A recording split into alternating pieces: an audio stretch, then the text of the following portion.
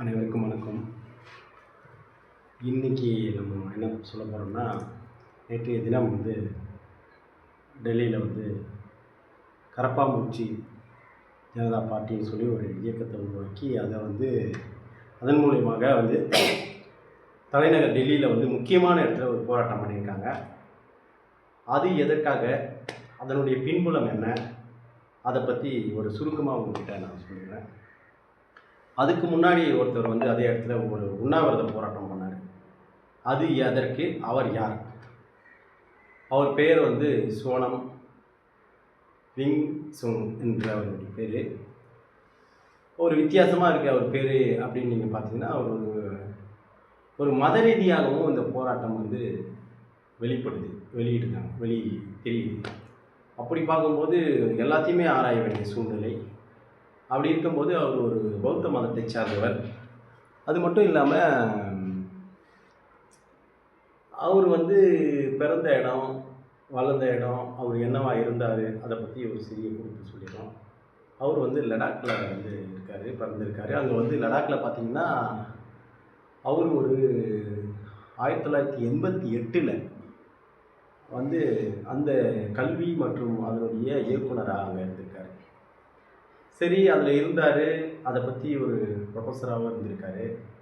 சரி, அவர் எதுக்கு திடீர்னு ஒரு உண்ணாவிரத போராட்டம் பண்ணுறாரு அப்படின்னு ஆராயும்போது பார்த்திங்கன்னா, அவர் காலகட்டத்தில் இருந்தார். அதுக்கு பக்கம் நம்மளுடைய பாரத பிரதமர் நரேந்திர மோடிஜி வந்த பிறகு ஆர்டிக்கல் 370 கொண்டு வந்தார். ஆர்டிக்கல் 370 கொண்டு வந்த பிறகு அங்கே சூழ்நிலை ஃபுல்லாகவே மாறிடுச்சு. அதுக்கு முன்னாடி நான் முன்னாடி ஏற்கனவே ஒரு பதிவில் சொன்ன மாதிரி காஷ்மீர், லடாக் அந்த பகுதியெல்லாம் பார்த்திங்கன்னா ஒரு தன்னிச்சையான, பாரதத்தோட ஒன்றாக இருந்தாலும் கூட ஒரு தன்னிச்சையான ஆட்சி, தன்னிச்சையான ஒரு சட்டம். அவங்களுக்குள்ளேயே அங்கே ஒரு டூரிஸ்ட் போக முடியாது அந்த இடத்துல அவ்வளோ சீக்கிரமாக. ஒரு வர்த்தகம் கிடையாது. அங்கே இருக்கிற மக்கள் இன்னமும் கஷ்டப்பட்டு, ஏழ்மையான மக்கள் கஷ்டப்பட்டு தான் இருக்காங்க. இவர் அந்த காலகட்டத்தில் நல்ல ஒரு பொசிஷனில், ஒரு நல்ல ஒரு இதில் இருந்தார். இப்போ 370 ஆர்டிக்கல் அங்கே கொண்டு வந்த பிறகு எல்லாமே டோட்டல் சேஞ்சஸ்ஸு. கவர்மெண்ட்டு ஸ்ட்ராங் ஆகிடுச்சு, பாரதத்தோடு இணைஞ்சிச்சு. அங்கே புதுதாக எம்பிகள்லாம் எலெக்ஷன் பண்ணாங்க. பிஜேபியோடைய எம்பி கூட அங்கே தேர்ந்தெடுக்கப்பட்டார், மக்களால் தேர்ந்தெடுக்கப்பட்டார். ஆனால் இவருக்கு என்ன கஷ்டம்னா, இவருடைய பொறுப்பு எல்லாமே 370 ஆர்டிக்கல் கொண்டு வந்த பிறகு மொத்தமாக முடிஞ்சிச்சு. அவரால் பழைய மாதிரி அந்த இயக்குனராக இருக்க முடியல. அந்த சூழ்நிலையில் அவர் என்ன பண்ணுறாரு, பொறுமையாக வெயிட் பண்ணிவிட்டு ஒரு கல்வி சார்ந்து இருக்கிறதுனால கல்வியில் ஒரு குறையை கண்டுபிடிக்கணும்ன்ட்டு வெயிட் பண்ணார். அப்போ தான் இந்த நீட் விவகாரத்தில் ஒரு லீக் ஆகிடுச்சு, ஒரு தகவல் வந்தது. அது விஷயமாக சிபிஐ கேரி போயிட்டு இருக்கு. அதுக்காக சில பேரை அரெஸ்ட் பண்ணியிருக்காங்க. அதை என்ன பண்ணுறாரு, இவர் கையில் எடுத்து உண்ணாவிரதம்னு சொல்லிட்டு தலைநகர் டெல்லியிலேயே அவர் ஊர்லேயே பண்ண வேண்டியது தானே, அவருடைய போராட்டத்தை அவர் ஊர்லேயே பண்ண வேண்டியது தானே. தலைநகர் டெல்லி அந்த மாதிரி இடத்துல, முக்கியமான இடம், அந்த இடத்துல அவர் பண்ணுறாருன்னா அது ஒரு பேசும் பொருளாகும்.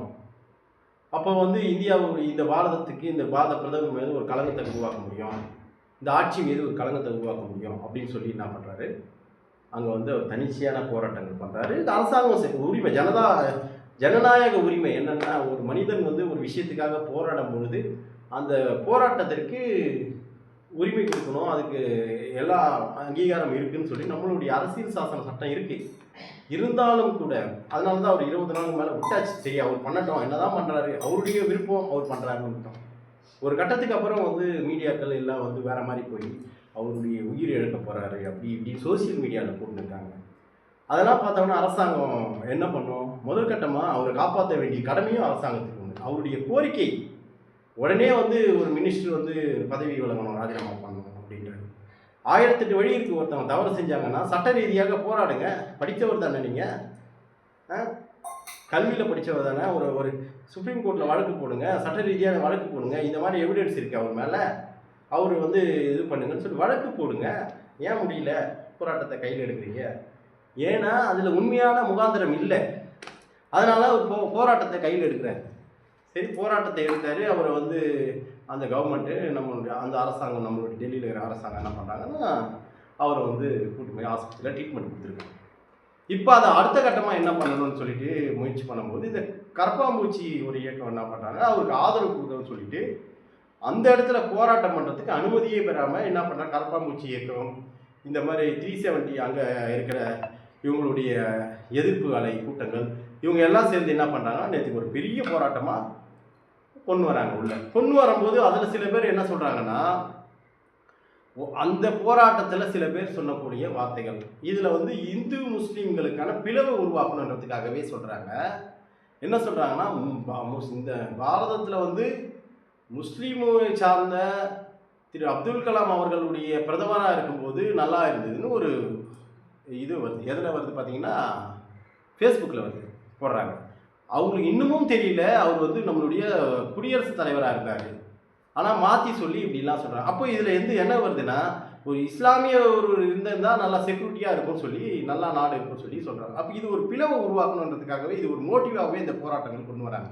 அப்போ இந்துக்களுக்கு எதிராக வந்து கொண்டு வரணும், இந்துவுடைய இதுவாக இருக்கார், பாரத பிரதமர் பொதுவானவராக இருக்கிறார். அதனால தான் வந்து காஷ்மீரை வந்து 370 கொண்டு வந்து அங்கே இருக்கிற மக்கள் எல்லாரும் நல்லா இருக்கணும்னு சொல்லிட்டு இன்றைக்கி டூரிஸ்ட் பிளேஸாக எல்லாருமே போகிறாங்க வராங்க. அங்கேயும் ஒரு சூழ்ச்சி நடந்து வந்து ஒரு வன்முறை நடந்தது சமீபத்தில். அந்த மாதிரிலாம் வந்து சூழ்நிலைகளை கொண்டு வந்தால் திருப்பியும் 370 கேன்சல் பண்ணணும் சொல்லி அந்த போராட்டத்தில் சில பேர் சொல்கிறாங்க. அப்போ இதனுடைய முழு இதுவும் பார்த்தீங்கன்னா, ஒருத்தர் தனக்கு ஏற்பட்ட பாதிப்பை வந்து வேறு மாதிரி கொண்டு வந்து அதுக்கு இந்த கரப்பாம்பூச்சின்னு ஒரு இயக்கத்தை உருவாக்கி ஏற்கனவே இருக்குது, அவங்க அது கூட சப்போர்ட் பண்ணுற மாதிரி ஒரு போராட்டத்தை கொண்டு வந்து இந்த வேலைகள்லாம் செய்கிறாங்க. தயவு செஞ்சு தமிழ்நாட்டில் இன்னமும் பரப்பிக்கிட்டு இருக்காங்க, தவறாக இதை பரப்பிட்டு இருக்காங்க.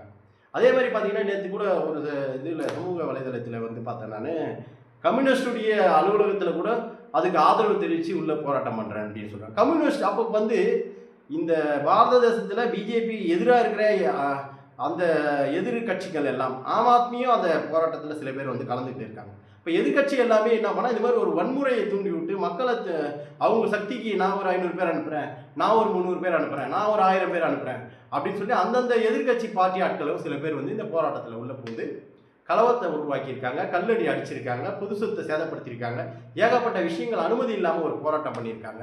இதற்காக அரசாங்கம் கம்முன்னு இருக்காது. நீ இதை மாதிரி தூண்டி விட்டு ஒரு விஷயங்கள் செய்யும்போது அமைதியாக இருக்காது. அதனால் அந்த கலவரத்தை வந்து நேற்றுக்கு வந்து கலைச்சி விட்டுருக்காங்க. இதுதான் அங்கே நடந்த சூழ்நிலை. இப்போ இந்த எதிர்கட்சிகள்லாம் கூட இருந்து அவங்களோட சப்போர்ட் பண்ணுற மாதிரி இவங்க தன்னுடைய தமிழ்நாட்டிலே பண்ணிட்டு இருக்காங்க. இது முற்றிலும் தவறான செயல். படித்தவர்களுக்கு சட்டம் தெரிஞ்சிருக்கணும். சட்டம் தெரிஞ்சால் சட்டத்தின் மூலியமாக எதை ஒன்றாலும் சாதிக்க முடியும். அதுதான் நம்மளுடைய அரசியல் அமைப்பு சட்டம். ஒவ்வொரு விஷயத்தையும் சட்டத்தின் மூலியமாக தான் இயக்க முடியுமே கண்டி தன்னிச்சையாக எந்த விஷயமும் அரசாங்கம் கூட செய்ய முடியாது. அவங்களே சில முக்கியமான விஷயங்களை சட்டமன்றத்தில் சட்ட உறுப்பினர்கள் கூப்பிட்டு அதை சட்டமாக இயக்கி அமுல்படுத்தி பண்ண பிறகுதான் சில விஷயங்கள் செய்ய முடியும்.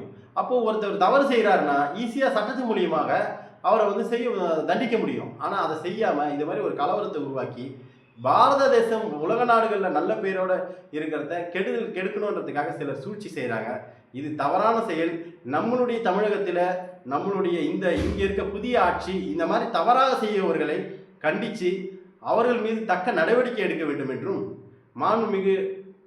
மாண்புமிகு முதலமைச்சர் திரு ஜோசப் விஜய் அவர்களையும் வேண்டி விரும்பி கேட்டுக்கொள்கின்றேன். உங்கள் செந்தில்குமார், சிறகுகள் செய்தியுடைய நிறுவனர். நன்றி, வணக்கம்.